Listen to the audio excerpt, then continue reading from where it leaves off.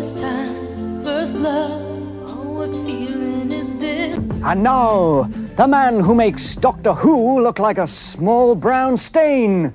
It's Jason King on Kung Fu Hot Dog. This story from Breitbart. I've never heard of this website before, but thanks to a YouTuber who I follow, I had to talk about this story because honestly, I could moan, I could groan, but seriously, it is so breathtakingly funny. I just have to go because it is. Robin Hood, you know, the strong male white hero. We've seen him in countless iterations over the last few decades, if you've managed to live that long, that is.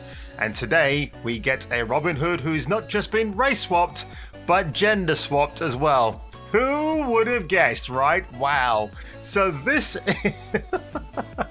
yep, as they rightly said it here, not even the legend of Robin of Locksley is safe from the woke entertainment industry, which is reinventing. No, they're not reinventing. They're just the talent. Look, the people who are employed by Hollywood today, the writers, directors, whatever, they've got no freaking clue what to do anymore. And I think they're just doing this on purpose because they believe this is the right way forward. It's not. Now, this picture here is of the lovely Eve Hewson as Maid Marian and Taron Egerton from the Robin Hood film from 2018, which is a fun movie. So if you haven't seen it, do check it out because you probably won't be seeing the likes of this again for a very, very long time.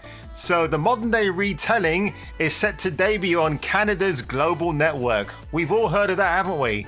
Give a big round of applause. There you go, that's it, that's all I'm giving.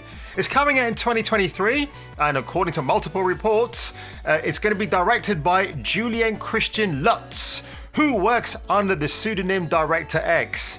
Yeah, I'll be worried about that if I were you, and will helm the 8-episode series from a script by Chris Roberts. Now, Robin Hood, spelled with a Y, of course, because what other way will it be? Now, I've just checked this on IMDb. There's nothing at all on there about this project. It will tell the story of Robin Locksley, the leader of a masked hip-hop band, The Hood. Wowee. From Sherwood Towers, a complex of high-rise projects in the working-class neighbourhood of, it's not just Nottingham, it's New Nottingham. The band robs from the rich and gives to the poor, presumably meting out justice, social justice, and equity in the process. So if you're robbing from the rich, would Suge Knight be one of those people? Or would he just be robbing from the white folk? I wonder. This is the perfect time to modernise Robin Hood, Lutz said in the statement. Oh gosh, just Julien Christian Lutz. Let me see what this douchewad looks like. I'm gonna guess. Let me see. Oh yeah, what a big surprise. Gosh. Well, of course he would be in favour. Wowee. I'm not shocked at all. Here we go. Yeah, we are currently living in the Gilded Age 2.0, where billionaires have way too much and the poor have far too little. We need someone to fight for justice. It remains unclear if and when US audiences will see the new series, which will network on streaming services, or yeah, whatever it's going to be. I'm misreading that part there, but you get the drift. No casting has been announced for the series so far. Now, if you look at the iterations I've mentioned of Robin Hood, you got Errol Flynn, the Australian-American who played him. He was pretty good. Pretty much the same character model like Carrie Elwes did for Robin Hood, Men in Tights. And then, of course, my favourite Robin Hood, Kevin Costner. Yeah, he played it with an American accent, but I thought he was very, very good. Sean Connery in Robin and Marian from 1976 with Audrey Hepburn and Robert Shaw as the Sheriff of Nottingham. So I'll definitely want to watch that one. And Russell Crowe, and he was okay, not brilliant, despite a really, really great cast. I thought it was a bit of a tepid film, especially from Ridley Scott. It was just a really missed opportunity of a movie that they could have done so well. But, and of course, you know what I'll also add to this list? Robin and the Seven Hoods. Frank Sinatra, Sammy Davis Jr. If you haven't seen that, that's a good way of modernizing a movie. And that was from the 60s. So what can I say about this short story, folks? Not a lot. It's just more comedy takes from Hollywood trying to convince us this is the way forward. I give up. It kind of reminds me, well, we got a female Zorro coming out, a Latina X. I hate that terminology. She's a Latina.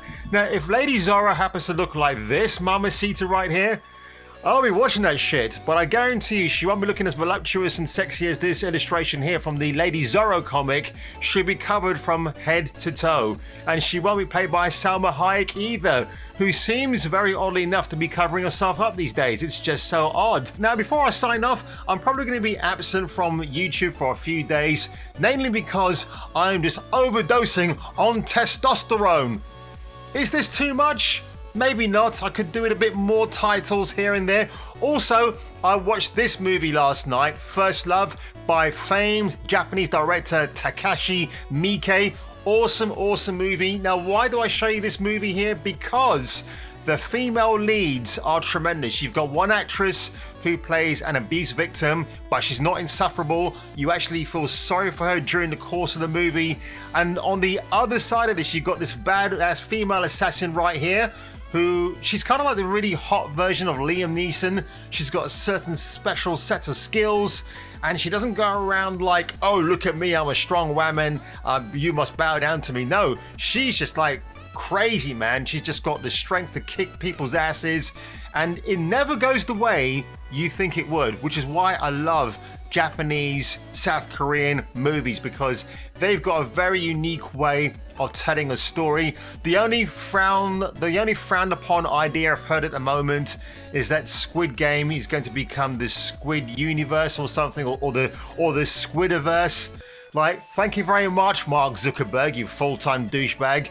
Nobody buys the metaverse. Nobody is bowing into the idea. I'm hopefully deleting my Facebook account very soon because I hate Facebook. It's a big pile of dung and I don't want anything to do with it anymore. So on that one, folks, if you enjoyed this video today, do me a big favor, hit the like button, maybe consider subscribing as well, and I'll see you on my next video, which will be an afterthought special on Jackass Forever. You, Maram, 10:30 tonight. You, 10:45. Bring a friend. In the ass end of space, even aliens watch Jason King on Kung Fu Hot Dog. Duke Nukem approves this guy.